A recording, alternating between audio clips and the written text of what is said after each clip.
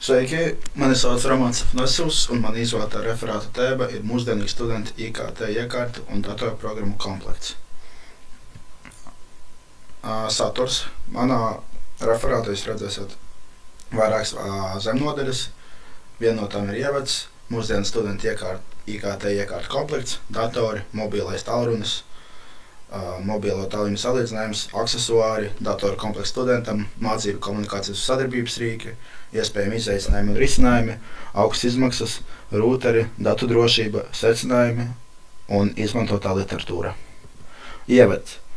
Mana aktualitāte šajā referātā ir mūsdienu studentu studiju process cieši saistīts ar informācijas un komunikācijas tehnoloģiju, IKT izmantošanu. Gan klātienes, gan attālinātās mācības ir mainījuši mācību plānu, saturu, studentu darba vidi, pateicoties mākslīgi intelekta risinājumiem. Tāpēc mūsdienās ir ļoti aktuāli saprast, kādam jābūt studentu IKT iekārtu un datorprogrammu komplektam dažādās nozarēs. Mērķis ir izpētīt un apkopot, kāds ir mūsdienu studentu IKT iekārtu un datorprogrammu komplekts, kas nodrošina efektīvu un kvalitatīvu mācību procesu. Mūsdienīgs studentu IKT iekārtu komplekts. Viņa galvenie mērķi un prasības. Portabilitāte plus labs akumulators darbības laiks, kas atbilst citu startlekciju laikā. Pietiekami veiktspēja, CPU, RAM un SSD, lai daudz uzdevumu darbiem. Programmēšanai, pētniecībai, iespējams arī vieglai grafikai vai video montāžai. Stabils interneta pieslēgums, iespējams pieslēgties USB un HDMI ierīcēm, aksesuāru pielietošana izmantošana, kā piemēram austiņas, datorpēle, webkamera, mikrofons, kvalitatīvas programmatūras licences pret vīrusiem, datu aizsardzību, datu rezerves kopijas, viegls korpus no 1,5 līdz 1,8 kg, labs dzēsēšanas risinājums un mugursoma vai datorsoma vieglai pārvadīšanai un aizsardzībai. Parunāšu vairāk par portatīviem datoriem. Portatīvie datori jāizvēlās, ja tev nepieciešams dators kustībā, mācībām, darbam, ārpus mājas, vēlēs vienkāršu visu vienā risinājumu, nepieciešams dators ikdienas darbos, kas nav ļoti resursu intensīvi un cieni vietu ekonomiju un minimalismu. Un portatīvā datora priekšrocības ir izmērs un svars, mobilitāte, paplašinātība un uzlabojamība, iebūvēts ekrāns, nav jāpērk atsevišķs monitors un enerģijas patēriņš.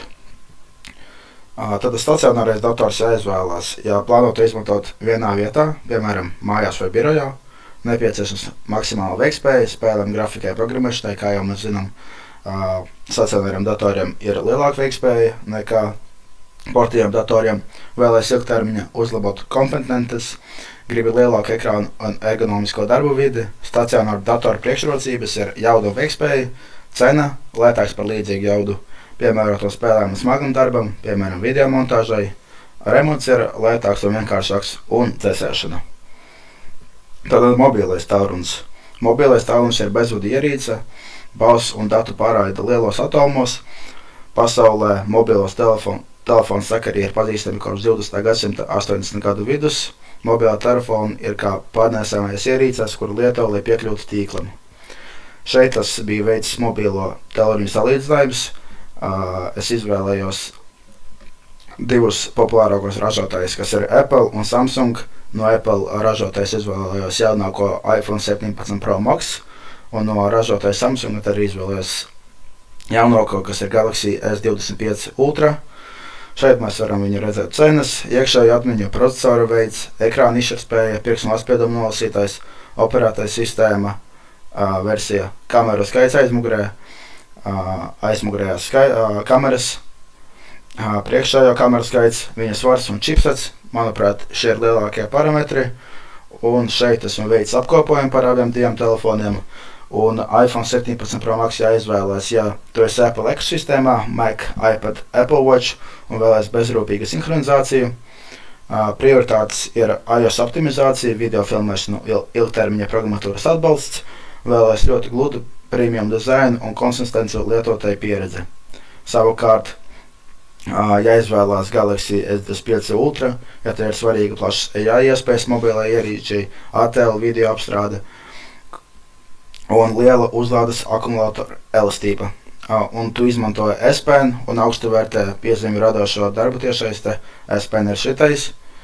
Vēlēs vairāk aparatūras pielāgošanos un bieži labāku attiecību starp cenu un funkcijām Android pusē. Aksesuāri. Mūsdienās sastopam ļoti daudz dažādu aksesuāri, kas pielāgot visa veida ierīcēm ar savu pieejamību apvieglo, uzlabo un paplašina IT iekārtu izmantošanu gan ikdienā, gan profesionālā vidē.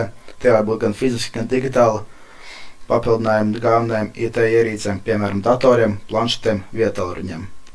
Tagad es pastāstīšu plašāk par katru datorpeli. Par katru aksesuāru atvainojos. Pirmais būtu datorpele, precīza kursora vadība, ērtāka navigācija. Otrais ir klaviatūra, teksta ievada, komandā vadība. Ausnīs un mikrofons attālinātām mācībām, sapulcēm, multimēdijām, gan komunikācijai. Webkamera video zvaniem, tiešais apmācībām, it īpaši, kad bija Covid laiks, webkamera bija ļoti noderīga, lai kvalitatīvi varētu aizvadīt tiešais tas lekcijas. USB atmiņas ierīces datu pārsūtīšanai un uzglabāšanai, printeri un skeneri, dokumentu digitalizācijai un drukāšanai, un arī projektori, prezentācija, mācību materiālu attēlošana auditorijai. Savukārt šeit esmu izveidojis datorkomplektu studentam, inženierzinātņu un IT studentu komplekts, kas maksātu kopā ap 1700 eiro.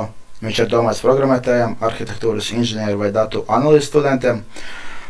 Dators maksā ap 1300 eiro. Laptops Asus TUF A15 Dell Inspiron 16 HP NVX 360. Šeit ir redzams procesors, GPU, RAM un SSD, kā arī esmu ievietojis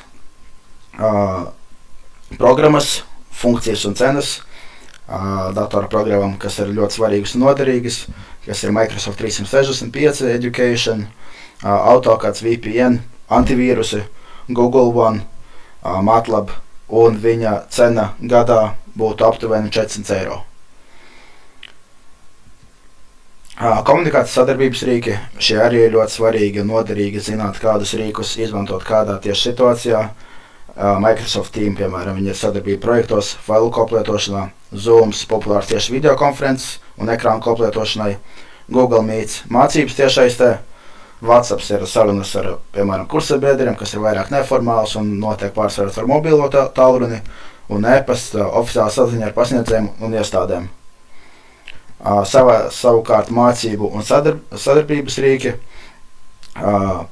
kas būtu vispopulārākie, viņi ir ļoti neskaitami daudz, bet es izvēlējos visus populārākos Latvijā, kas ir Canva, lietotājiem draudzīga LMS ar daudzām integrācijām, Model, plaša izmantošana atvērtā platformā studiju kursu vadībai, YouTube kanāli, mācību video un lekcijas dažādās jomās, Skola 2030, Latvijā izstrādāt digitālajā mācību līdzekļu un interaktīvās stundas, Quizlet, interaktīvās kartītes un teistu veidošanai, Office 365, maksas pakalpojums, savukārt tur ir pieejami visi Microsoft rīki, tādi kā PowerPoints, Excels, Words, tā tālāk, un Grammarly un Language Tool, valodas korektūras un rakstīšanas uzlabošana.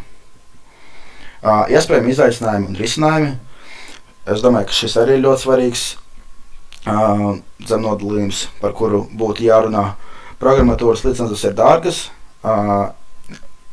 Risinājums varētu būt izmantot bezmaksas atvērtā koda alternatīvas, LibreOffice, tādas kā Blender, bet savukārt RTU studentiem šis nav izaicinājums, tāpēc, ka RTU studentiem ir pieejamie Office 365 bez maksas, kuri pieejamie visi svarīgie rīki.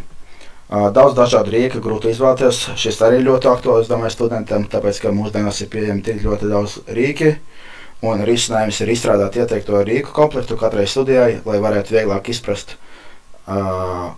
kuru darbu tev vieglāk būs veidot kādā rīkā, lai neliederīgi netērēt laiku.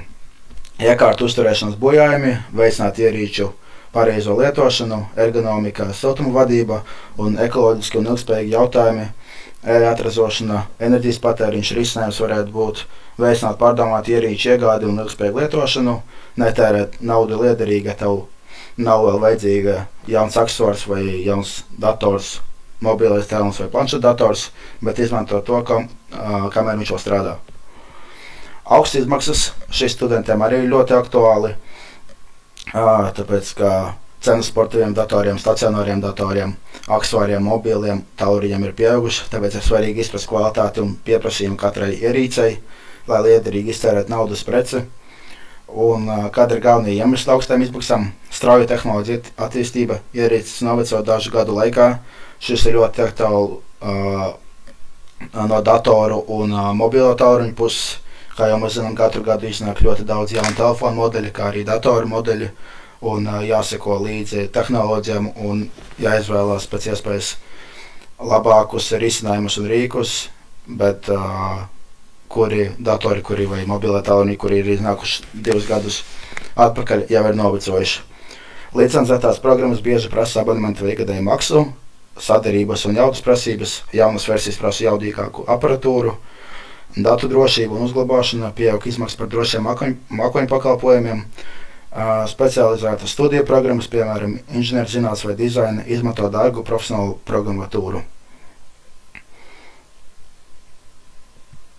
Rūteri.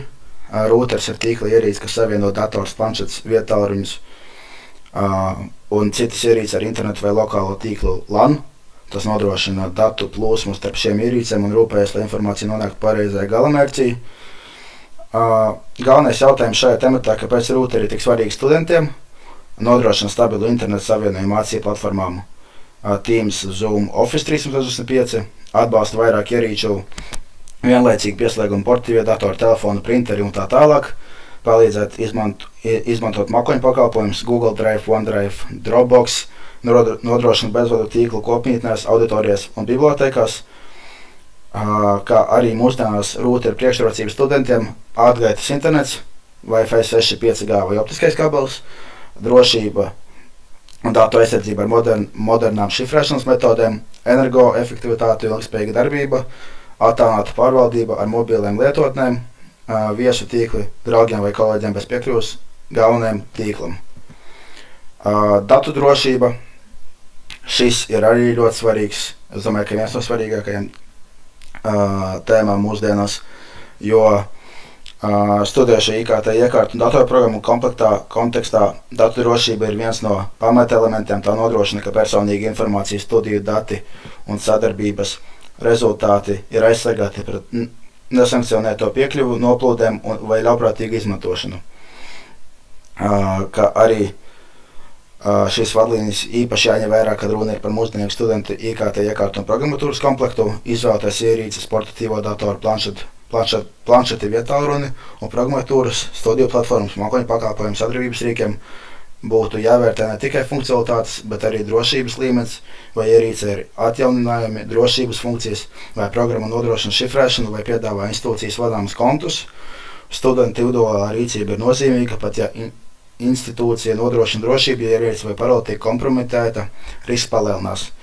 Kā arī antivīrusa programmatūras, mūsdienās studentiem ir ļoti svarīgi justies drošam internetā un netikt pakļautam ļaunprogrammām, tādiem kā vīrusiem, spiegprogrammatūrām, izspiedēju vīrusiem. Ir pieejami vairāk antivīrusa programmas, kuriem ir dažādas izmaksas un pakalpojumi.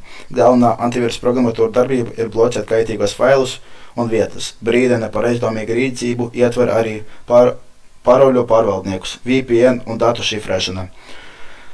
Populārākie antivīrusa risinājumi 2025. gadā pirmajā vietā ir Nortons, otrajā ir Bitfenders, trešajā ir Total AV un ceturtajā ir Avast. Šeit ir redzami mani secinājumi. IKT iekārtas ir neatņemama mācību sastāvdaļa.